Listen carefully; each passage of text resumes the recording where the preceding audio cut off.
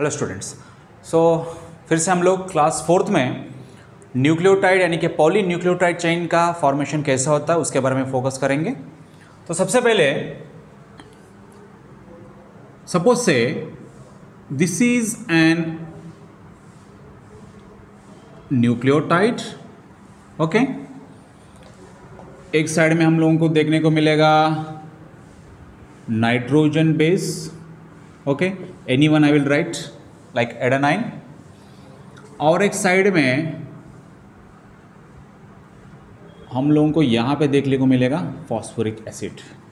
देखिए थोड़ा सा बॉन्डिंग में मैंने कर्व कर दिया है, ठीक है।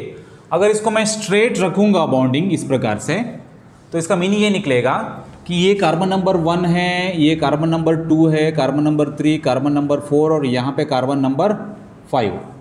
अगर हम लोग स्ट्रेट रखेंगे तो इसका मीन ये निकलेगा कि फॉस्फोरिक एसिड डायरेक्टली किसके साथ जुड़ रहा है, कार्बन नंबर 4। तो हम लोगों को इसको क्या करना है, थोड़ा सा बेंडिंग रखना है, तो इसमें इजीली समझ में आएगा कि इट हैज बीन या फिर it is combined with the carbon number 5। The next thing, this is an single nucleotide. The next thing, at the same way we will make one more nucleotide. On this side we are making like guanine, on this side we are making again as a phosphoric acid. Like that we will make one more nucleotide here,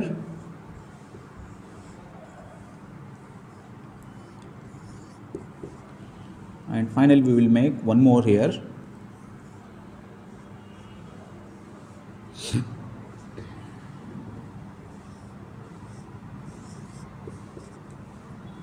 okay, तो students यहाँ पे देखिए जो hydroxyl group यहाँ पे OH, okay, और phosphoric acid के अंदर थोड़ा सा इसको स्ट्रक्चर अगर मैं ड्रॉ करूँगा, फीडबैक अगर हम लोग जाएंगे पिछले वाले क्लास में तो स्ट्रक्चर इस प्रकार के था।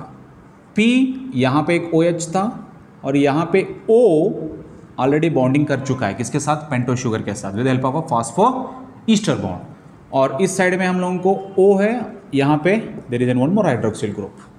Now here this OH will again react with the hydroxyl group of a phosphoric acid, यानी के पहले वाले या फिर पहला वाला जो न्यूक्लियोटाइड है, पहला वाला न्यूक्लियोटाइड का थर्ड कार्बन का OH, ठीक है, सेकेंड न्यूक्लियोटाइड का फॉस्फोरिक एसिड का OH के साथ क्या करेगा, रिएक्ट करेगा। एक बार रिवाइंड करूंगा, the OH of a carbon number 3 of a first nucleotide will react with a OH of a phosphoric acid of a second nucleotide, यानी कि इसका पहले न्यूक्लियोटाइड का कार्बन नंबर 3 का OH, सेकेंड न्यूक्लियोटाइड का किसका OH, फॉस्फोरिक एसिड का OH, दोनों के बीच में जब रिएक्ट करेगा again there is an elimination of water molecule. फिर से यहाँ पे क्या रिलीज होगा, वाटर मॉलिक्यूल रिलीज होगा, और यहाँ पे हम लोग क्लियरली देख सकते हैं।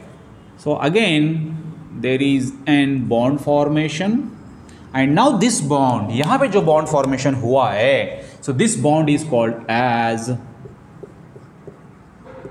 Phospho डाईईस्टर bond. क्या मिल गया, फॉस्फो डाईईस्टर बॉन्ड। याद रखना है, ये जो बॉन्ड यहां पे मिला था, क्या मिला था, बीटा एन ग्लाइकोसाइडिक बॉन्ड। यहां पे जो बॉन्ड मिला था क्या मिला था, इट वाज क्या था, S, it is phospho ester bond, यानी कि पेंटोज शुगर और नाइट्रोजन बेस के बीच में ग्लाइकोसाइडिक बॉन्ड रहेगा, पेंटोज शुगर और फॉस्फोरिक एसिड के बीच में फॉस्फो ईस्टर बॉन्ड रहेगा।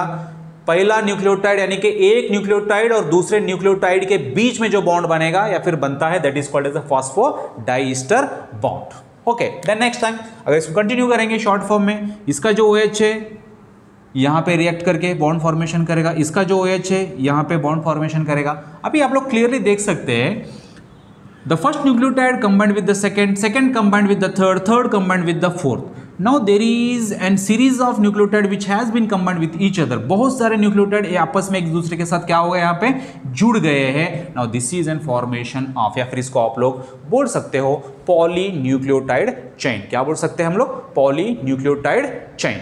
ओके, और डीएनए के अंदर इस प्रकार से दो चेन्स रहते हैं। अगर आप लोग डीएनए का स्ट्रक्चर देखेंगे हम लोग, so the structure of DNA actually consist of two strands या फिर two polynucleotide chains. Okay, this is the first chain, this is the second chain.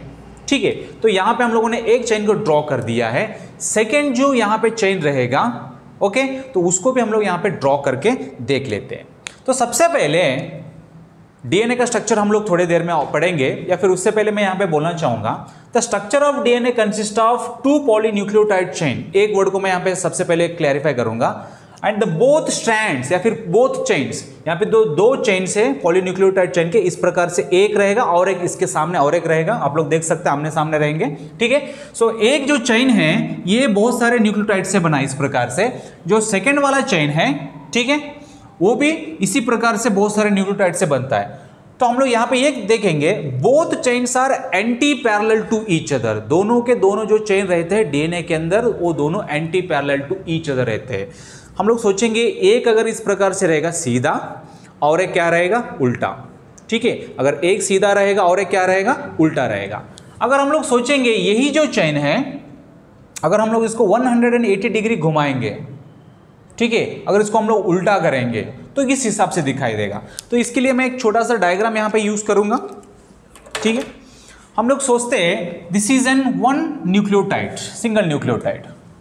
ठीक है, डीएनए के अंदर मैंने बोला था सामने वाले चेन में उसके एंटी पैरेलल रहेंगे या फिर अपोजिट डायरेक्शन में रहेंगे। तो अगर हम लोग इसको 180 डिग्री घुमाएंगे, ये हो गया आप लोगों का 90, ठीक है, और 90 होने के बाद ये हो गया आप लोगों का 180 डिग्री। देखिए, अगर पहले वाले चेन के अंदर जो न्यूक्लियोटाइड है उसके सामने वाले चेन के अंदर जो न्यूक्लियोटाइड रहेगा, आपस में अगर देखेंगे नाइट्रोजन बेसेस सामने सामने खड़े हैं, यानी कि both the nitrogen bases of the chains are facing with each other. दोनों आपस में फेस कर रहे हैं, आमने सामने हैं। This point has to be remembered, जो बहुत ही क्लियरली है।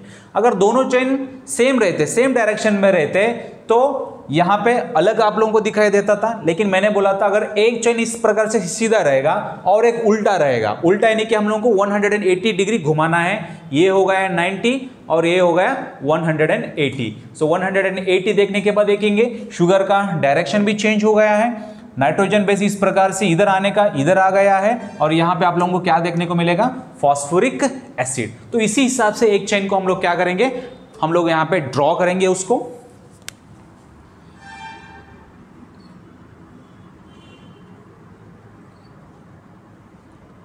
मैंने बोला था इस तरफ क्या आ गया है, नाइट्रोजन बेस,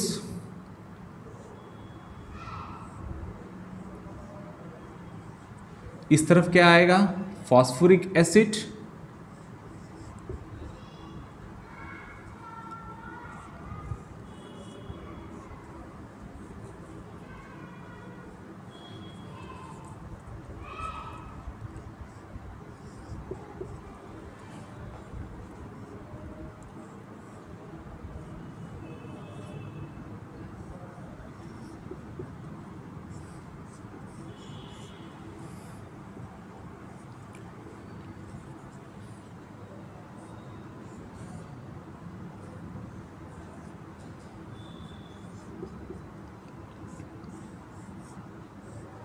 ओके।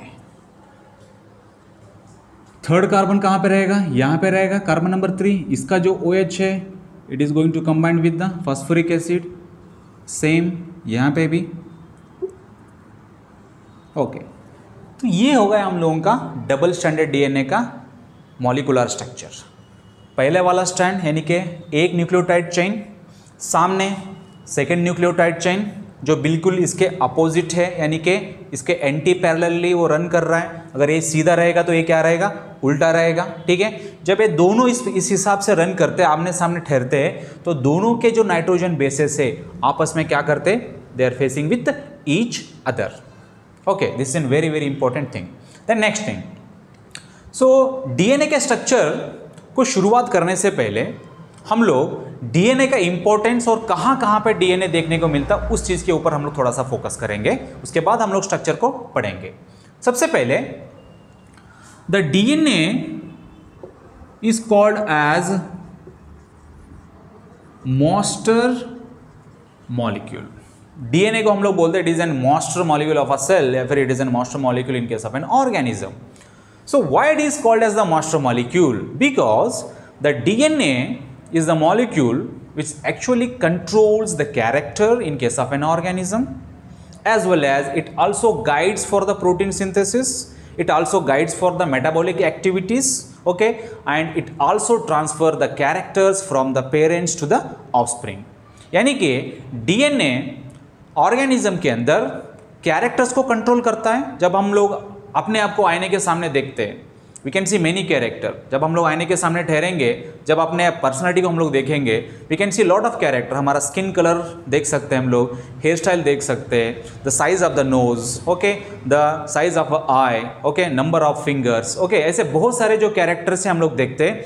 बहुत सारे कैरेक्टर हम लोग एक्सटर्नल देख सकते हैं, बहुत सारे कैरेक्टर हमारे हिडन होते हैं, इंटरनली होते हैं। और ये जो सभी कैरेक्टर जो होते हैं, okay, all these characters are under the control of the DNA. ये पहला वाला। Second one, the DNA is also guiding for a metabolic reaction. हमारे अंदर बहुत सारे जो मेटाबॉलिक रिएक्शन होते हैं, ठीक है, बहुत सारे बाई प्रोडक्ट्स भी बनते हैं, एंजाइम्स वगैरह जो भी बनते हैं, जो प्रोटीन बनता है, ऑल द, या फिर हम लोग बोलते हैं the types of protein, the type of enzyme, okay, कौन से प्रकार का प्रोटीन होना चाहिए, उसका जो काम क्या होना चाहिए, what should be its function, okay, what kind of enzyme, what should be its function, all these functions या फिर जो सभी एंजाइम्स और प्रोटीन जो बनते हैं, ओके, द टाइप, उसका जो वैरायटी, उसका जो फंक्शन होता है, all these are under the control of again DNA. ठीक है। Then last one, the DNA is also transferring these characters, जो हमारे अंदर जो कैरेक्टर्स है, okay, and these unique characters are actually transfer toward the next generation. Not only in case of human beings, it is doing the same function in case of all kinds of organism including viruses also. Okay, इसीलिए DNA को हम लोग क्या बोलते हैं? It is called as the master molecule. The next thing, so actually in case of an organism, where do you find the DNA? DNA is not present in particular organ. Particular organ के अंदर DNA हम लोग नहीं बोल सकते कि it is found in a particular organ like kidney etc. It is found in each cell of each organ. हमारे शरीर के अंदर जितने भी सेल्स हैं, उन सभी सेल्स के अंदर हम लोगों को क्या देखने को मिलता है? DNA, except in some cells like हम लोग बोलते हैं आरबीसी के अंदर, जहाँ पे न्यूक्लियस नहीं रहता है, वहाँ पे नहीं मिलता है, but most probably it is found in almost all cells. The next thing, in case of DNA अगर हम लोग लोकेशन पर्टिकुलरली देखेंगे, in case of eukaryotes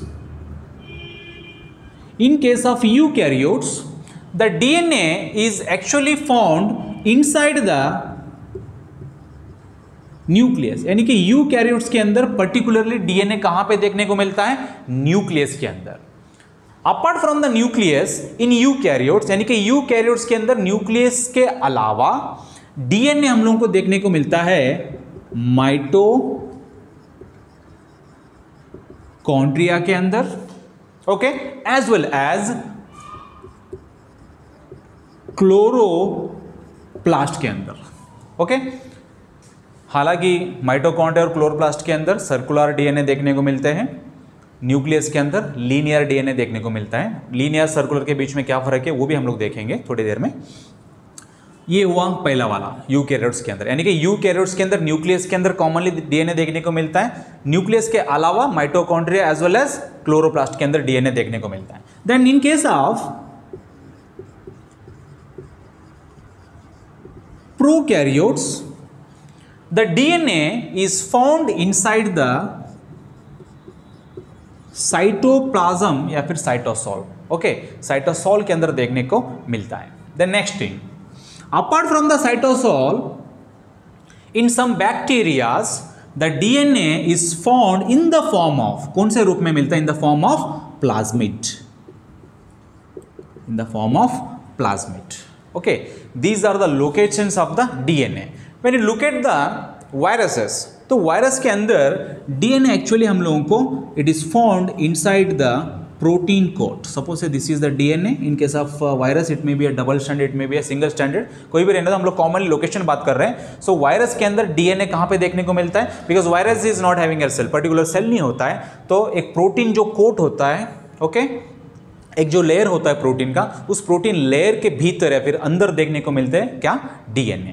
this is the location of a DNA. Now finally we will come to the what do you mean by the linear DNA as well as the circular DNA. So linear DNA is the DNA which is having free ends. यानी कि हम लोग बोलते हैं अगर कोई DNA के अंदर फ्री एंड्स देखने को मिलते हैं तो उस प्रकार का डीएनए को हम लोग बोलेंगे लीनियर डीएनए। Linear DNA. सोचो ये मैंने एक डीएनए का स्ट्रक्चर को ड्रॉ कर दिया, सिंगल स्ट्रैंडेड डीएनए। आप लोग बोल सकते हो इसके कितने एंड्स है? सर 2 एंड्स है, एक एंड यहां पे है और एक एंड यहां पे है, ठीक है। This is the DNA which is having ends, free ends देखने को मिल रहे हैं, ठीक है। अगर कोई भी डीएनए के अंदर फ्री एंड देखने को मिलता है, the type of DNA is called as the linear DNA, जो हमारे यूकैरियोटिक न्यूक्लियस के अंदर कॉमनली देखने को मिलता है। Then come to the one more DNA which is called as circular DNA. जैसा नाम है वैसे दिखने में भी रहेगा वो। सर्कुलर का मीनिंग है राउंड। यहां पे देखिए इस डीएनए को कोई फ्री एंड्स नहीं है, बिकॉज इट इज सर्कुलर, उसको फ्री एंड है ही नहीं है। So the DNA which is not having free ends, जो डीएनए के अंदर फ्री एंड्स देखने को नहीं मिलेंगे उस प्रकार के डीएनए को हम लोग क्या बोलेंगे? Circular DNA. And the circular DNA is commonly found in the cytoplasm of the bacteria in case of eukaryotes. यानी कि यूकैरियोट्स के अंदर circular DNA mitochondria as well as chloroplast के अंदर कॉमनली देखने को मिलेगा। Okay, this is the 2 types of DNA on the basis of their ends. Okay, the next thing, जैसे हम लोग लीनियर डीएनए को बात करते हैं, द लीनियर डीएनए के जो एंड्स रहेंगे उसको हम लोग हमेशा बोलते हैं, उसको नाम रख देते हैं 5 prime as well as 3 prime. Okay, 5 prime and 3 prime end. तो कौन से बहुत सारे जगह पे हम लोग को कंफ्यूजन होता है कि सर 2 एंड आप लोगों ने बोल दिया, एक एंड यहाँ पे और एक एंड यहाँ पे, तो इन दोनों एंड में से सर हम लोग 5 प्राइम किसको बोले और 3 प्राइम किसको बोले? ठीक है, तो उसके लिए एक थोड़ा सा हम लोग हिंट देख लेंगे कि कहाँ पे क्या करना है। हम लोग सोचेंगे this is the linear DNA. देखो एक एंड यहाँ पे और एक एंड यहाँ पे। जैसे हम लोग देखेंगे ये जो यहाँ पे जो फॉस्फेट ग्रुप रहेगा, यहाँ पे एक OH फ्री रहेगा इसका, ठीक है। ये जो स्ट्रक्चर है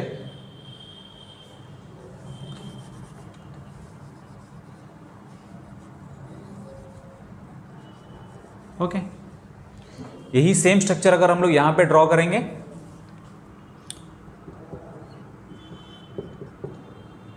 ओके, तो यहां पे देखिए ये जो डीएनए इसके 2 एंड है, एक यहां पे एंड है और एक यहां पे एंड है।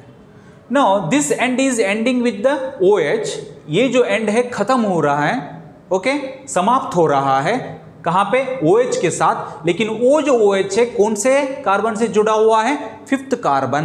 That's why it is called as the, मैंने बोला था नंबरिंग समय पे इसको हम लोग प्राइम बोल देते हैं, 1st prime, 2nd, 3rd, 4th, 5th prime. तो इसको हम लोगों ने बोल दिया 5 प्राइम एंड।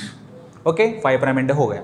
यहां पे देखिए यही जो डीएनए है इसका और एक जो एंड है यहां पे किसके साथ एंड हो रहा है? OH के साथ, free hydroxyl group. Okay, and this OH is attach with carbon number 1, 2, 3, 4 और ये 5 हो गया। कार्बन नंबर कौन सा है? 3 पे है, इसको हम लोगों ने बोल दिया 3 प्राइम। ठीक है, 5 प्राइम 3 प्राइम। यहाँ पे देखिए सेम, यहाँ पे OH आप लोगों को देखने को मिलेगा, ठीक है। And this OH is ending with the carbon number 3, इसको हम लोगों ने बोल दिया 3 प्राइम। यहाँ पे देखिए it is ending with the phosphoric acid, यहाँ पे OH रहेगा। And this OH is attach with the carbon number 5, इसलिए हम लोगों ने इसको बोल दिया 5 प्राइम। ओके, डीएनए के अंदर, लीनियर डीएनए के अंदर हमेशा हम लोगों को एंडिंग याद रखना है 5 प्राइम 3 प्राइम। कहाँ पे 5 प्राइम अगर मैं बोलूँगा, have to remember it is ending with the free OH which is attach to the carbon number 5। 3 prime बोलूँगा तो याद रखना चाहिए it is ending with the free OH which is attach to the carbon number 3rd। Okay, the detail structure यानी कि DNA का जो structure है which is proposed by the Watson and Crick, जो स्ट्रक्चर है जो बहुत इंपॉर्टेंट क्वेश्चंस वहां से भी निकल के आते हैं। So the structure of the DNA we will see in the next class. Thank you very much.